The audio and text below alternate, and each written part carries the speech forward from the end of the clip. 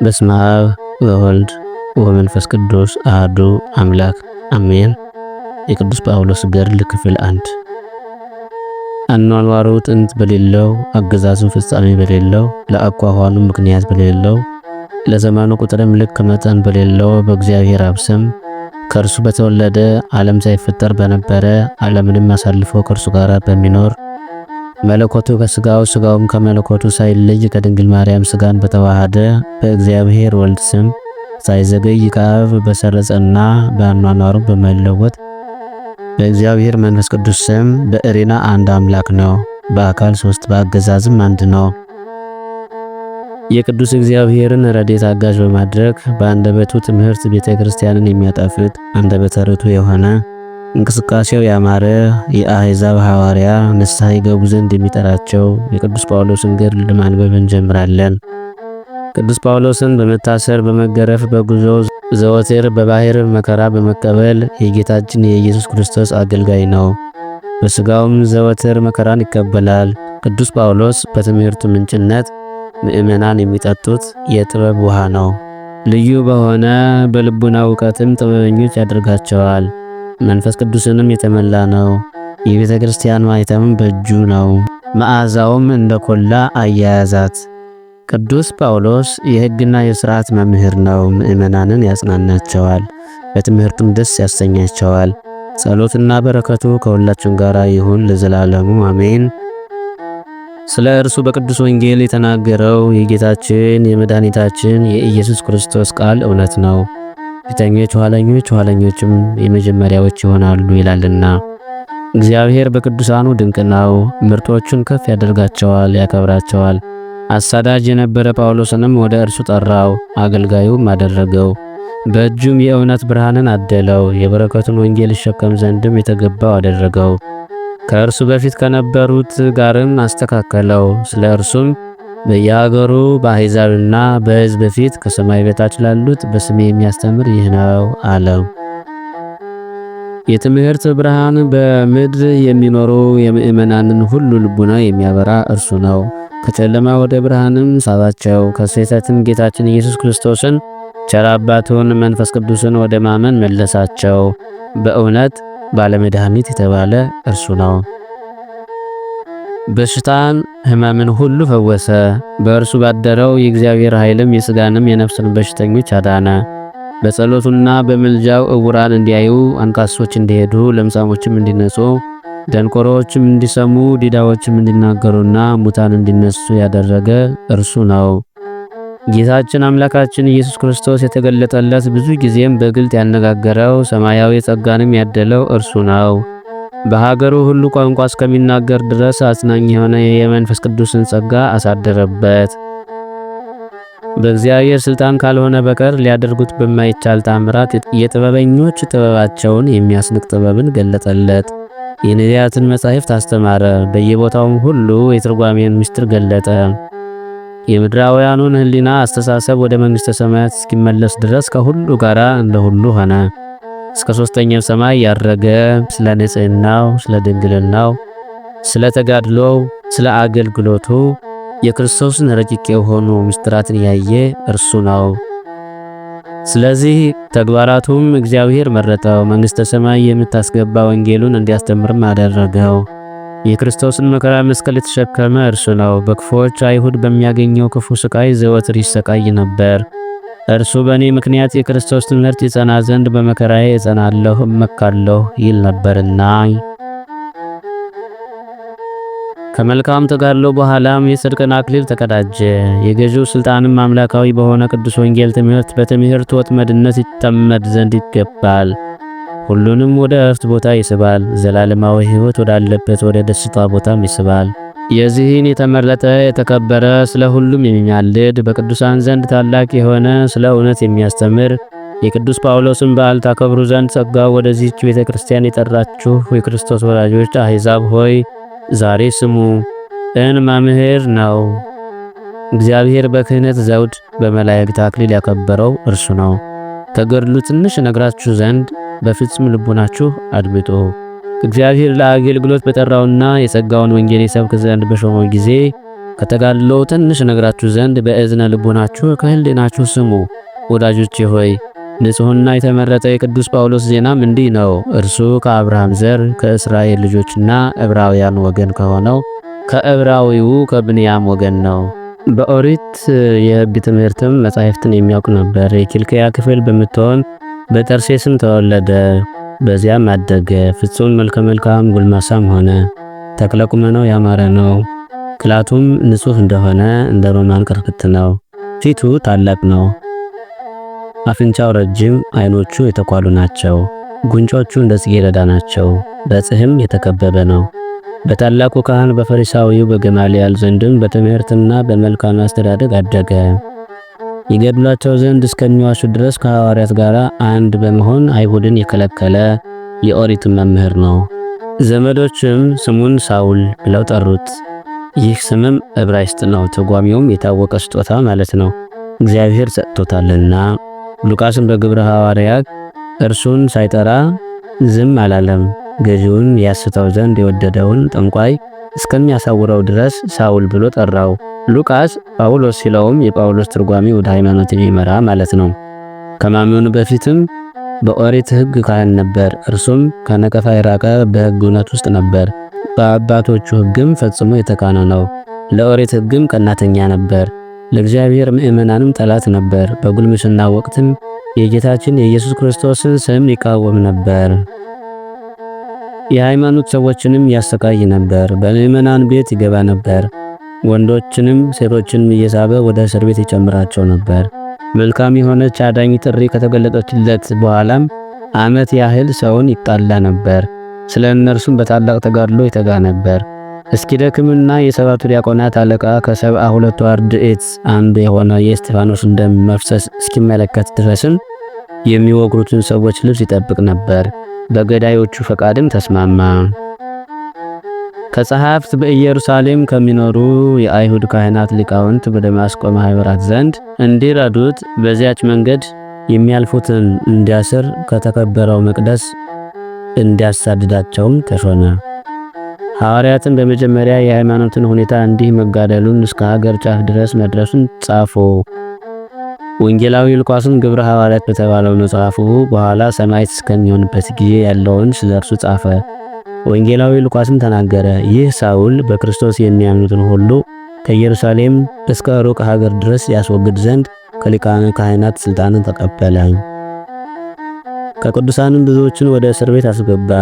በዚያም ወደሚኖሩ ሊቃነ ካህናትም ሄደ። ከእነርሱም ለደማስቆና ለምኩራቦች ወንዱንም ሴቶችንም በመንገድ ያገኘውን እያሰረ ወደ ኢየሩሳሌም ያስገባ ዘንድም የሥልጣን ደብዳቤን ለመነ። ከዚህም በኋላ ከዕለታት በአንድ ቀን መንገድ ሲሄድ ደማስቆ ሊደርስ ተቃረበ። እነሆ በመንገድም መብረቅ ብልጭ አለ፣ ከሰማይም ብርሃን በእርሱ ላይ ወጣ። ከመፍራቱም የተነሳም በግንባሩ ወደ መሬት ወደቀ። በዕብራይስጥ ቋንቋም ሳውል ሳውል ለምን ታሳድደኛለህ? የተሳለ ጦርን መርገጥ ይሻልሃልን? የሚል ድምፅን ከሰማይ ሰማ። እርሱም ጌታዬ ሆይ አንተ ማን ነህ? አለ። ጌታም አንተ የምታሳድደኝ እኔ የናዝሬቱ ኢየሱስ ነኝ። ነገር ግን ተነስና በእግርህ ቆም፣ ወደ ሀገርህም ግባ፣ አንተ ታደርገው ዘንድ የሚገባህንም ተናገር አለው። ከእርሱም ጋር የነበሩ ሰዎችም በመንገድ ቆሙ። ከእርሱ ብቻ በቀር ማንንም ሳያዩ ድምፅ ከመስማታቸውም የተነሳም አደነቁ። ከዚህ በኋላም አገልጋይ ትሆነኝና ከእኔ ስላየኸው ምስክር ትሆነኝ ዘንድ ተገለጥሁልህ። ዳግመኛም እንደምገለጥልህ ከሕዝቡም እንደማድንህ ታስተምራቸው ዘንድም ወደ እነርሱም እንደምልክህ እወቅ። ከጨለማ ወደ ብርሃን ትመልሳቸውና የኃጢአትን ስርየት ያገኙ ዘንድ በእኔ አምነውም ከቅዱሳኑ ጋር ርስትን ያገኙ ዘንድ ከዲያብሎስ አገዛዝ እግዚአብሔርን ወደ ማወቅ ትመልሳቸውም ዘንድ አሁንም ተነስና ወደ መንደር ግባ፣ በዚያም ታደርግ ዘንድ የሚገባህን እወቅ አለው። ሳውልም ዓይኖቹ ማየት ተስኗቸው ከመሬት ተነሳ፣ የሚያየውም አልነበረም። ወንዶችም እጁን ይዘው እየመሩ ደማስቆ አደረሱት። ሳይበላ ሳይጠጣ ሳያይም በዚያ ተቀመጠ። ከሐዋርያት ወገን ስሙ ሐናንያ የተባለ አንድ ሰው በደማስቆ ነበር። በሕግ እንደተጻፈውም እግዚአብሔርን የሚፈራ ነበር። ጌታችን ተገለጠለት። ጌታዬ ሆይ እነሆ አለሁኝ አለ። ተነስና ሂድ፣ ቅን ወደምትባለው ቦታ ወደ ሰኮትም ተመለስ። ስሟም ምስያት መገበያያ ይባላል። ከይሁዳ ወገንም ከጠርሴስ የመጣ የሚጸልይ ስሙ ሳውል የሚባል ጠርሴሳዊ ሰው ፈልግ አለው። ሲጸልይም ሐናንያ የሚባል ሰው እነሆ በራእይ ተገለጠለት። ወደ እርሱም ገባ፣ በእርሱም ላይ ጸለየ። ያይ ዘንድም እጁን በእርሱ ላይ ጫነ። ሐናንያም መለሰ አለም፣ አቤቱ ስለዚህ ሰው በኢየሩሳሌም ለቅዱሳንህ ላይ ክፉን ሁሉ እንዳደረገ በብዙ ሰዎች ዘንድ ሰማው። በዚህ ከሊቃነ ካህናት ተሾሞ ስምህን የሚጠሩትን ሁሉ ያስራቸው ዘንድ መጣ አለ። ጌታችንም ተነስና ተመልሰህ ወደ እርሱ ሄድ፣ ይህን ሰው በአሕዛብ በነገሥታትና በእስራኤል ልጆች ፊት ስሜን ይጠራ ዘንድ እኔ ምርጥ ዕቃ አድርጌዋለሁ። ስለ ስሜ መከራን ይቀበል ዘንድ እንዳለውም እኔ እነግርሃለሁ አለው። ያን ጊዜም ሐናንያ ወደ እርሱ ሄደ፣ ወደ ቤትም ገባ። በሳውል ላይም እጁን ጫነበት። ወንድሜ ሳውል ሆይ በመንገድ የተገለጠልህ ጌታችን ኢየሱስ ክርስቶስ ወደ አንተ ላከኝ። ሲመጣ እንዲመለከቱ ዓይኖችህ ይገለጡ ዘንድ መንፈስ ቅዱስን በአንተ ላይ ያድር ዘንድ አለው። ያን ጊዜም በሸረሪት ድር አምሳል ከዓይኖቹ ቅርፍት ወደቀ፣ ፈጽሞም አየ። ሐናንያም የአባቶቻችን አምላክ እግዚአብሔር ፈቃዱን ታውቅ ዘንድ እነሆ መረጠ፣ በመብረቅ አምሳልም ተገለጠልህ።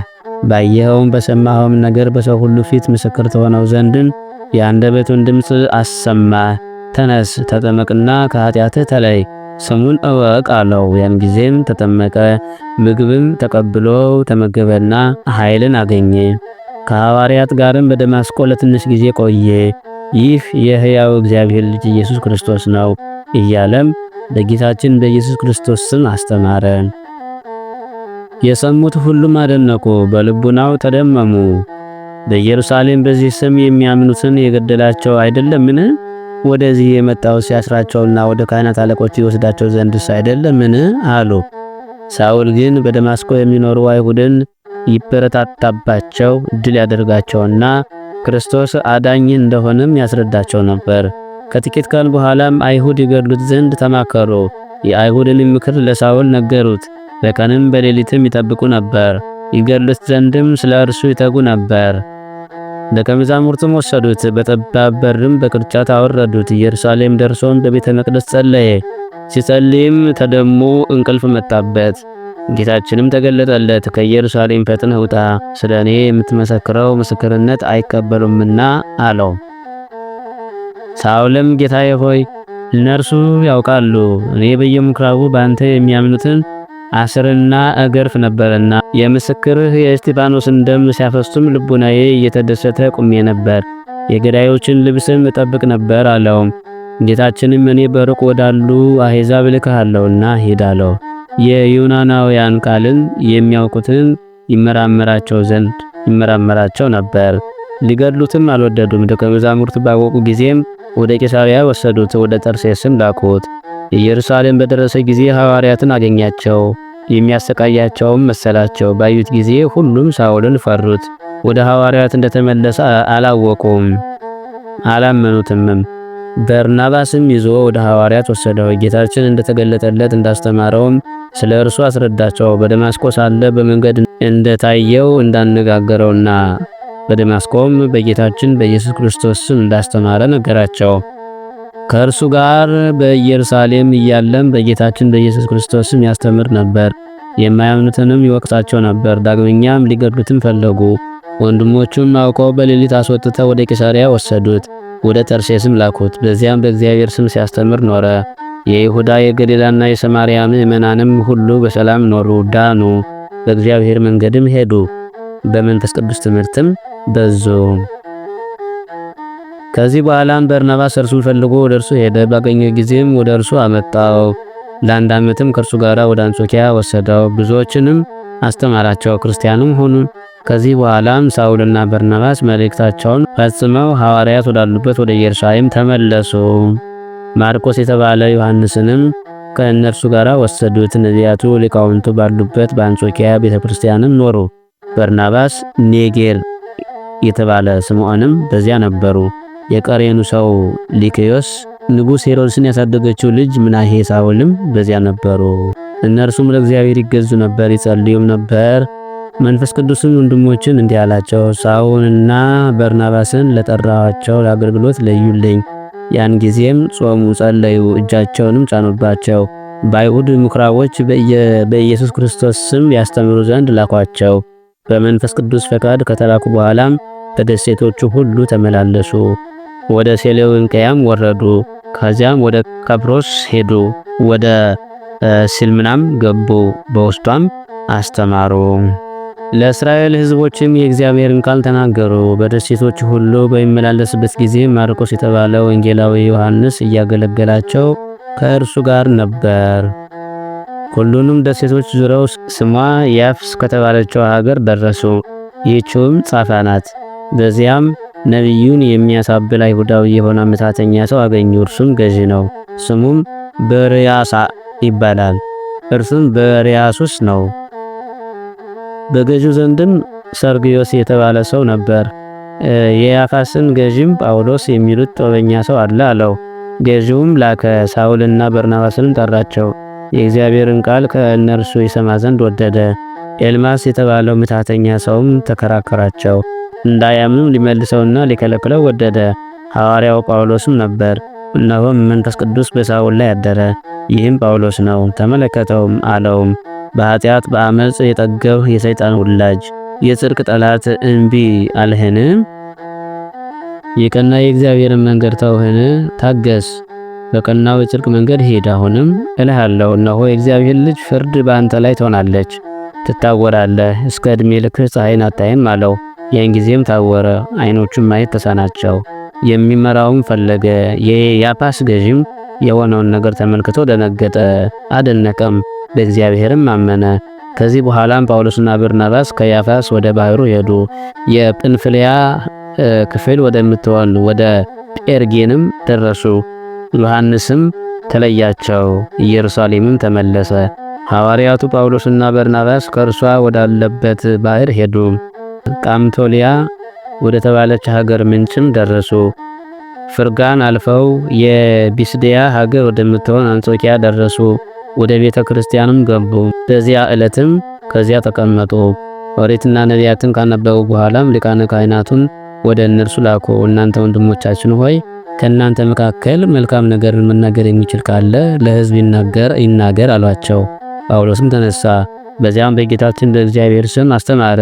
ትምህርቱንም አሕዛብ ሰሙ፣ ተደሰቱ፣ የእግዚአብሔርን ቃል አመሰገኑ። ለዘላለማዊ ሕይወት የታደሉትንም ሁሉ አመኑ። ቃሉም ወንጌልም በዓለም ሁሉ በየአውራጃውም በየሀገሩ ተስፋፋች።